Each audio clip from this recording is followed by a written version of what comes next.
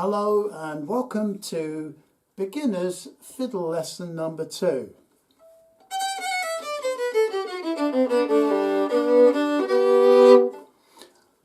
Now, to make the violin make a sound, you're going to need to put some rosin on the bow.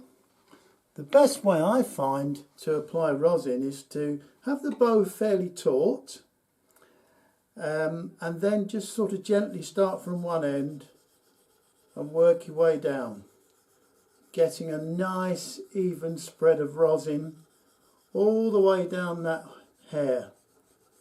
Now this violin came with a bow made from mahogany and using real horse hair.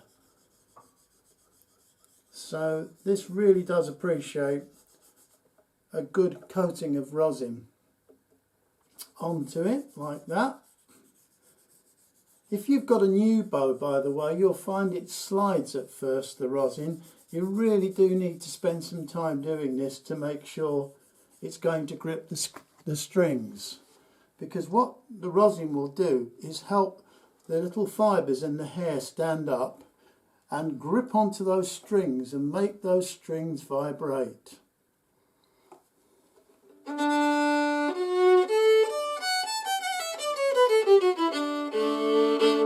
That seems okay. Bow tension. Personally, I don't like to have the bow too taut. That's really quite taut, I think. I like a little bit of flexibility. I like to be able to see that the bow can bounce a little. So I don't have my bow too taut, but that's a question of preference, really. How hard do you press on the strings when you're playing the violin? Good question. Because each tune, I think, or each style of music requires a different amount of bow tension or pressure on the strings.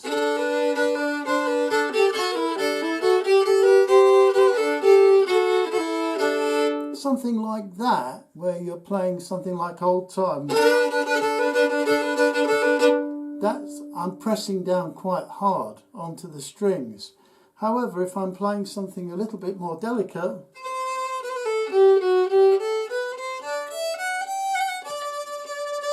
I'm not pressing anything like as hard. So it really depends on the actual type of tune that you're playing. Also, bow pressure onto the strings, that's how you can impart rhythm.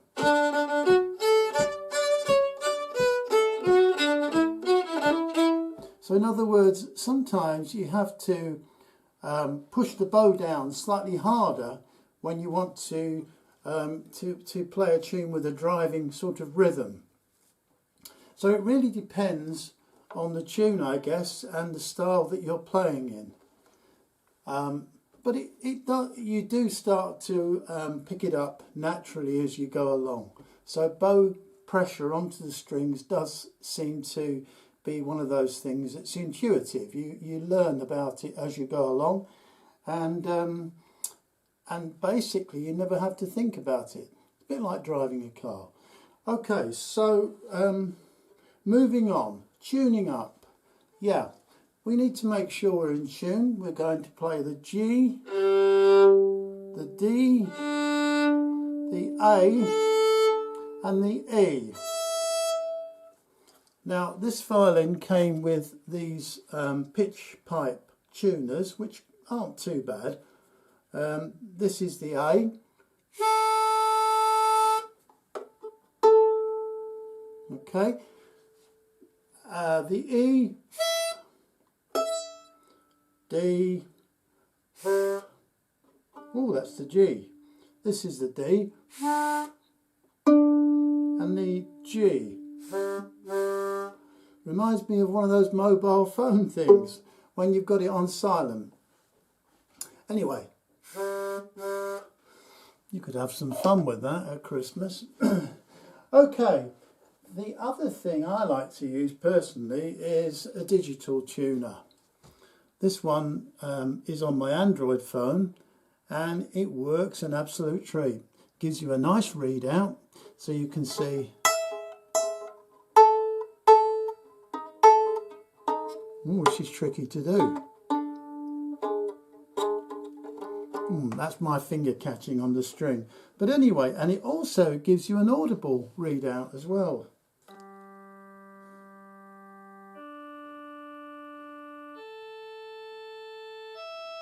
Tells you how many hertz the actual note is. Now, a hertz basically is 1 cycle per second. If you imagine the air, when you play a note, the string is vibrating and it's moving the air all around it. So the air gradually travels across to your ear.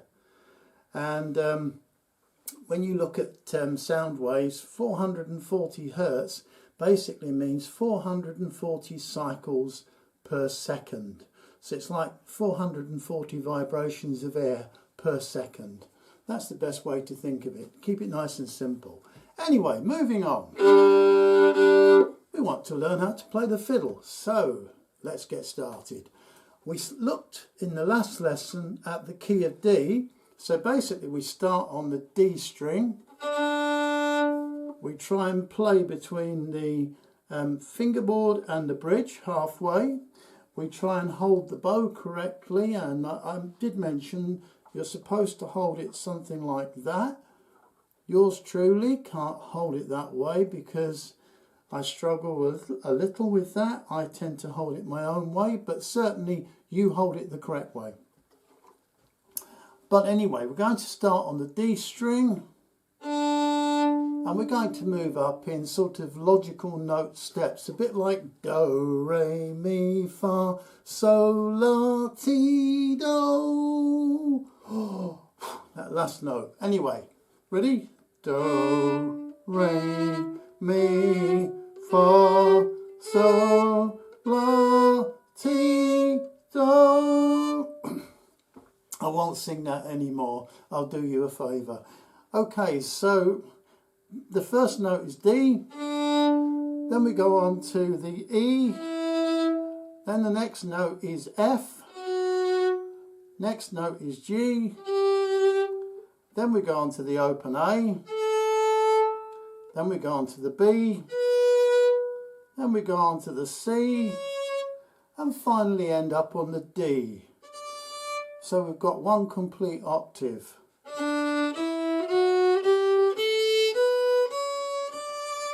And we'll go down again from the top D.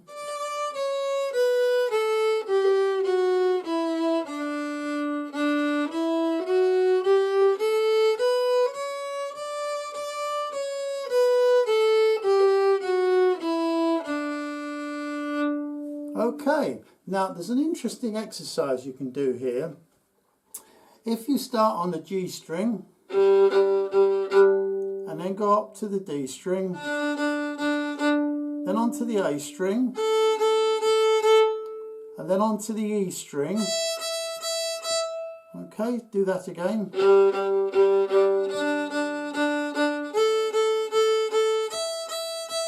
Then go back from the E string back to the G.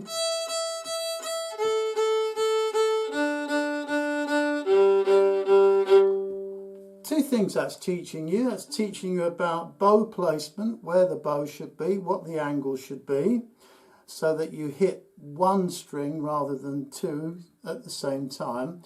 Plus it's also teaching you a little bit about rhythm. Did you notice the way I was bowing that?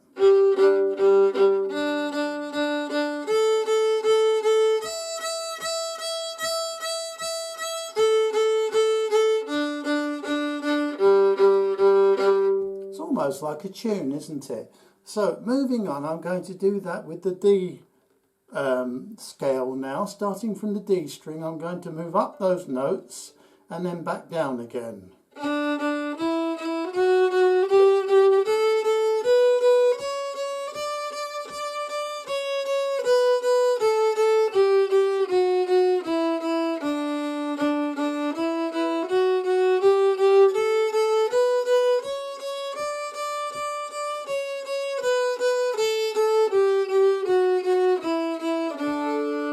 Nothing complicated.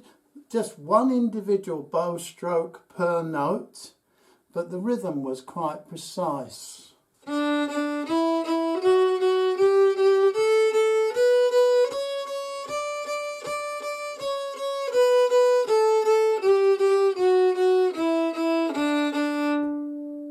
Okay, so that's quite a useful exercise. Doing both of those things will help you get the bowing in the right place, get your bow at the right angle, and also help you with rhythmical bowing.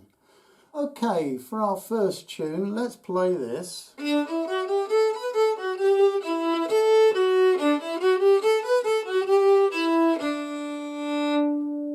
going to slow it down now so you can follow along. The notation will appear here on the screen.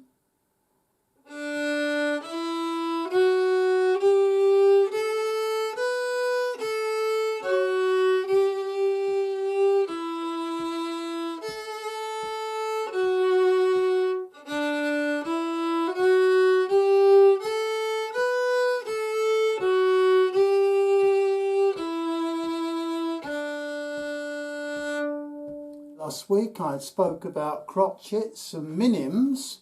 A crotchet was sort of one beat in a 4-beat bar or measure. Minims were 2 whole beats. Now we've got a new note now called a semi-breve, and that's 4 beats in a bar. So basically that's the whole bar or measure. So this tune has all 3. It has crotchets, it has minims, and it has a semi-breve at the very end. So I'll play it again, and if you wish I'll count it. 1, 2, 3, 4. 1, 2, 3, 4. 1, 2, 3, 4. 1, 2, 3, 4. 1, 2, 3, 4. 1, 2, 3, 4. 1, 2, 3, 4.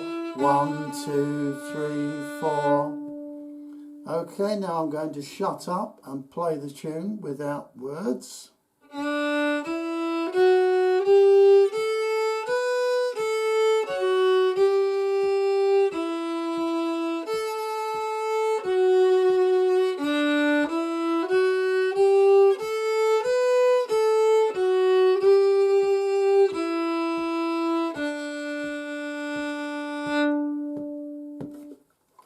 So that's the semi-breve, which was the last note in that tune. So we could pick up the pace slightly maybe. 3, 4.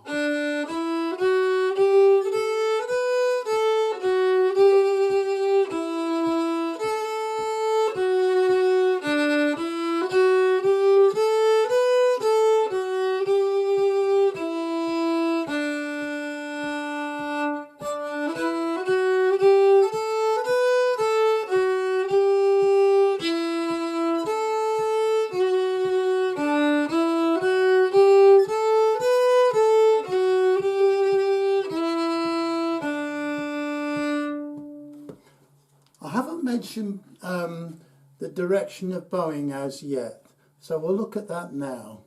For this next exercise, we're going to play a very simple melody. This is what it sounds like.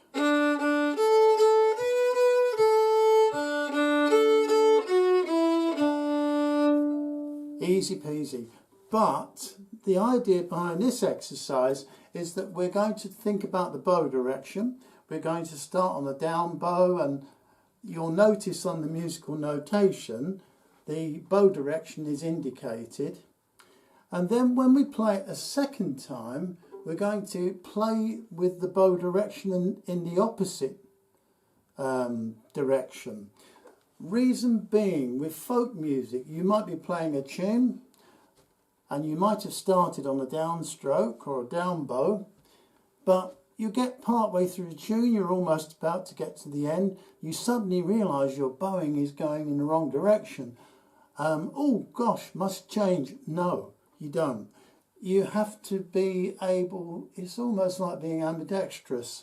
You have to be able to carry on playing in the opposite direction, if you like, without stuttering or thinking about changing bow direction to go back to the way you played it originally. You have to just be able to hit the tune straight away without thinking. So that's the reason for this exercise. It's to make your mind, your brain, your coordination, whatever, work in the opposite way, so it works in both directions without thinking or stopping. So the tune once again.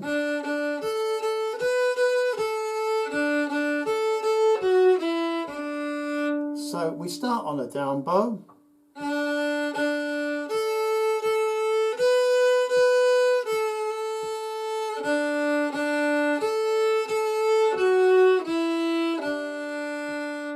Play it again. Now, rather conveniently, we notice we're on a down bow again.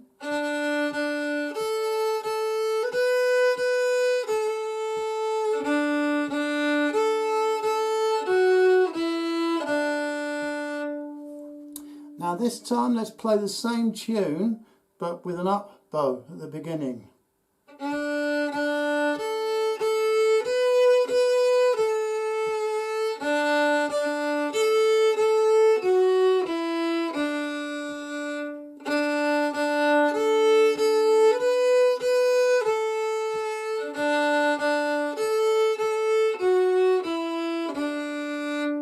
Okay, now we'll start first of all with a down bow. We'll play it right through and then we'll go straight into an up bow.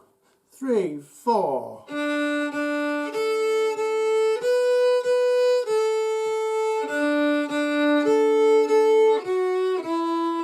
Keep going.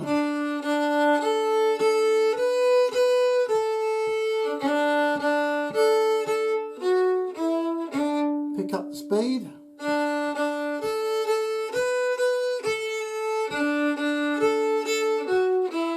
Change direction.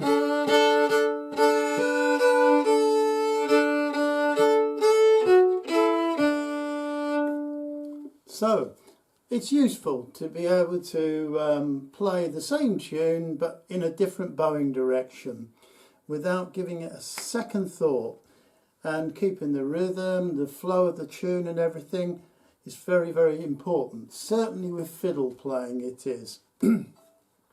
So that's why I introduced that exercise for you to think about. Okay, we're going to revisit the tune we played earlier. That's this one.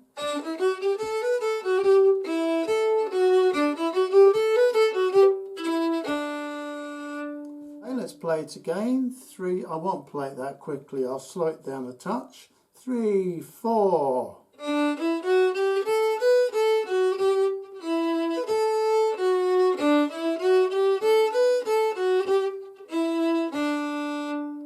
Again.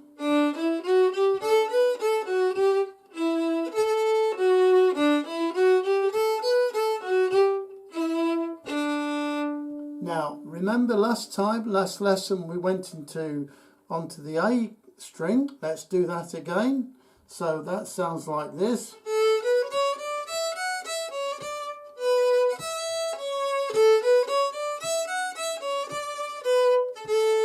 Three, 4.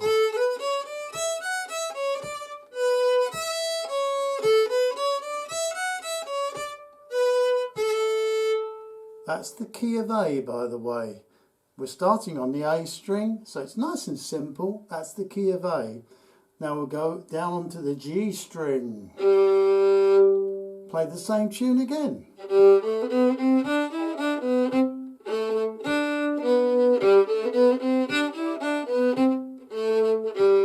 Bit more difficult if you're not used to playing the fiddle, because your arm's up here somewhere.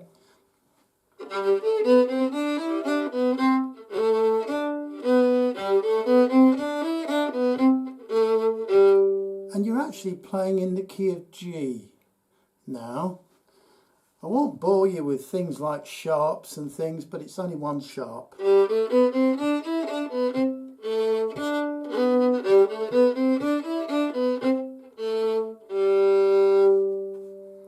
Shall we do that again? I'll slow it down. I should slow it down really. 3, 4.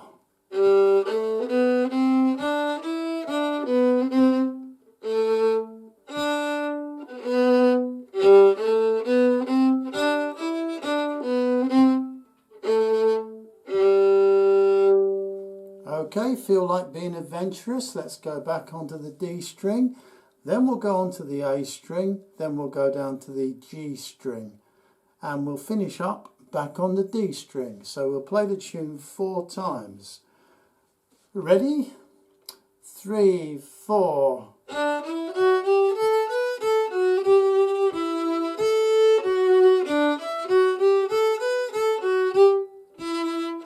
A string.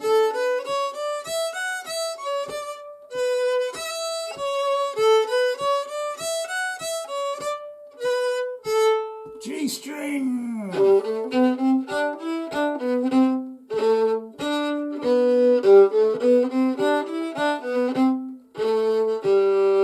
D string.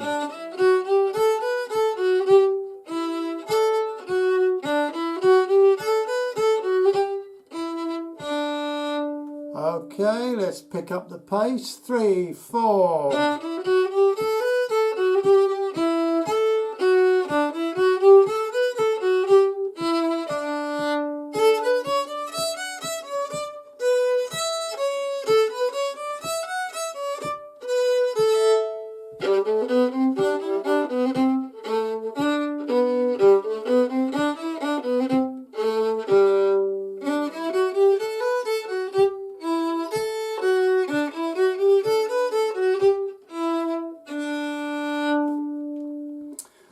Right, so we've played those 3 different keys. I'm not going to spend too much time talking about notation, sharps, etc. We can cover each of these things in individual lessons, but it's just fun to know that you can change key quite quickly, play exactly the same position of notes, or the notes in the same position, and just by jumping onto a different string you're into a different key. Sounds like you know exactly what you're doing, and it can confuse the guitar players and everything else, and it's great fun as a fiddle player. So that's a good thing to do. Moving on, there was an occasion there where I actually ended up with my bowing going in a different direction. So the exercise we did earlier was actually quite useful there. I just want to talk finally in this lesson about one thing that you might be considering. At the moment we've been bowing individual notes with one bow stroke. We've not really thought about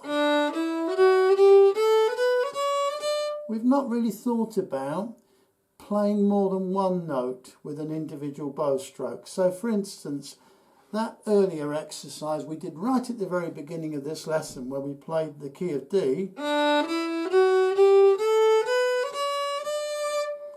Now let's play the first 2 notes with one down bow. Then the next 2 with an up bow. Then the next 2 down bow. And then the next 2 up bow. Okay, and then down again.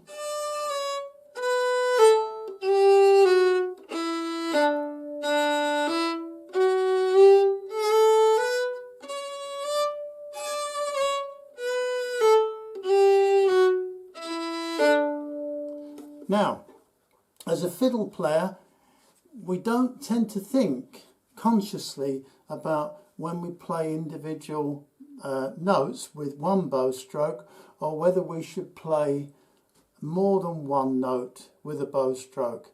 That occurs naturally as you play a lot of music and a lot of tunes over a period of time. You gradually start to do these things intuitively. So without thinking, basically. So I just want you to think about that. So when you are trying some of these exercises, and I will put the worksheet up for you to download and use, that might be the last worksheet I do actually, because as we progress with fiddle playing, we don't tend to use that many worksheets and things showing you bowing direction. We tend to do a lot of it by ear. We learn a lot by ear and by memorizing things. So I want to try and get you into that habit as well. But just at the moment, when you're revisiting some of these exercises, just try playing a couple of notes with one bow stroke and then maybe a few more notes with individual bow strokes. Mix it up a bit.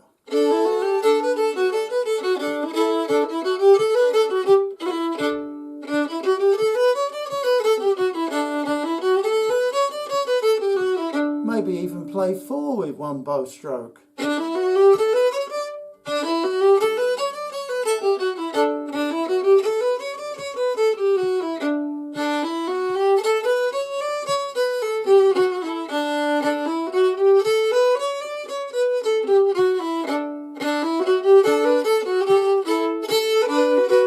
And so on. So basically that's really where we're going with fiddle playing, because a lot of it is down to you as a person, as a musician, as a fiddle player. It's exactly how you interpret a tune and not how somebody has written the tune down and told you exactly to bow it like this and exactly to play it like that. No, you decide yourself how you want to hear the tune played, and that's the way that you play it. And of course that then is how you create your own style, which is what fiddle music's all about. I think we'll call it a day now. Thank you for watching this lesson. It's been good fun, I hope, for you as well. It's been good fun for me. And next lesson we'll look at perhaps a different key. We'll probably visit the key of G. You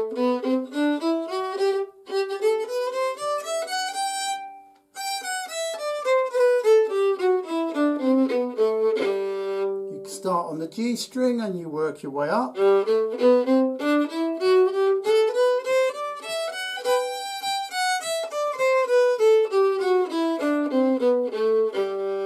Something to think about. Anyway, thanks for watching. See you again soon. Bye bye now.